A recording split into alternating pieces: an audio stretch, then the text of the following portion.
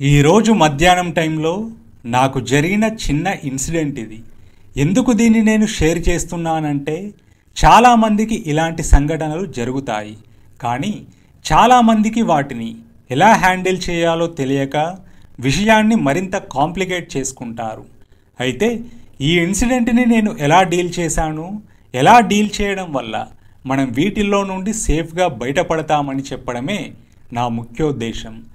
విషయం ఏంటంటే, మధ్యాహ్నం టైంలో బైక్పై ఒక్కడినే బయటకు వెళ్తున్నాను. మధ్యాహ్నం కాబట్టి మిగతా ప్రాంతాల్లో అయితే పెద్దగా క్రౌడ్ ఉండదు, కానీ హైదరాబాద్ కాబట్టి మధ్యాహ్నం కూడా క్రౌడ్ ఉంది. కానీ సాయంత్రాలతో పోలిస్తే కొంచెం తక్కువ అని చెప్పుకోవచ్చు. మెయిన్ రోడ్డు నుండి టర్న్ తీసుకొని కాలనీలోకి వెళ్ళే రోడ్డు ఎక్కాను. మెయిన్ రోడ్డుకి ఆనుకొని ఉండడం వల్ల ఆ ప్రాంతంలో హోటల్స్, పాన్ షాపులు రోడ్డుకి రెండు వైపులా ఉన్నాయి. హైదరాబాద్లోని ప్రైమ్ లొకేషన్ కూడా అది.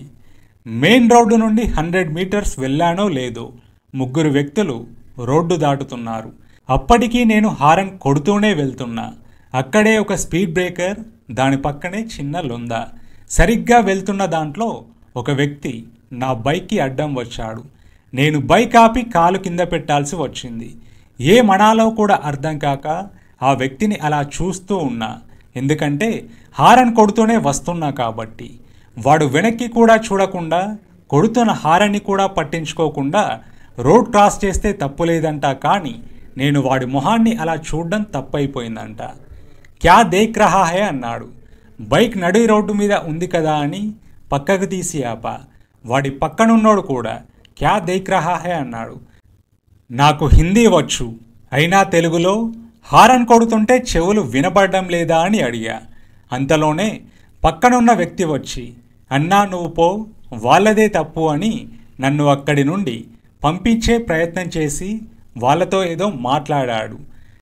నాకు టైం అవుతుంది కాబట్టి అక్కడి నుండి ముందుకు కదిలా.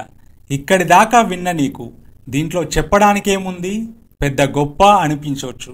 నాకే కాదు, ప్రతిరోజు చాలామందికి ఇలాంటివి ఇంతకంటే దారుణమైన ఇన్సిడెంట్లు జరుగుతుంటాయి. అయితే అవతలి వాడిదే తప్పుండి వాడు నిన్ను బనాయిస్తాడు చూడు, అక్కడి నుండి అసలు మ్యాటర్ మొదలవుతుంది. వాడిదేం తప్పు లేదు అని చెప్పడానికి వాడు టాపిక్ని వీడిలాగే వేరే దానిపైకి డైవర్ట్ చేస్తాడు. అక్కడి నుండి అసలు విషయం పక్కకు వెళ్ళి ఏదో దానిపై మాట పెరిగి చివరికి రోడ్డు మీద తన్నుకు చచ్చేదాకా వస్తుంది. ఇక్కడ నీకు తగ్గాలనిపించదు, కానీ నీ టైం, నీ మెంటల్ ఎనర్జీ, నీ మాటలు అవతల ఉన్న బేవార్స్ గాడి కంటే ఎక్కువ విలువైనవని గుర్తుంచుకో. వాడితో పోట్లాడి గెలవడం వల్ల నీకేం గోల్డ్ మెడల్ కూడా రాదని మర్చిపోకు. అవతలోడిపై కోప్పడుతున్నావంటే ముందు నీ బాడీని నువ్వే శిక్షించుకుంటున్నట్టు. కొన్నిసార్లు తగ్గడం అంటే అవతలోడి ముందు ఓడిపోయినట్టు అని కాదు దాని అర్థం. వాడికంటే నీ టైంకి ఎక్కువ విలువ ఉందని గుర్తించడం. ఫిజికల్గా అలాంటి ప్లేస్ నుండి ఎలా అయితే మూవ్ ఆన్ అయిపోతావో, మెంటల్గా కూడా అలాంటి పనికిమాలిన విషయాలని అక్కడే వదిలేసి నువ్వనుకున్న పని మీద దృష్టి పెట్టడం అంతకన్నా ఇంపార్టెంట్. ఎందుకంటే సొసైటీ మొత్తం చెత్త నా కొడుకులతో నిండిపోయి ఉంది.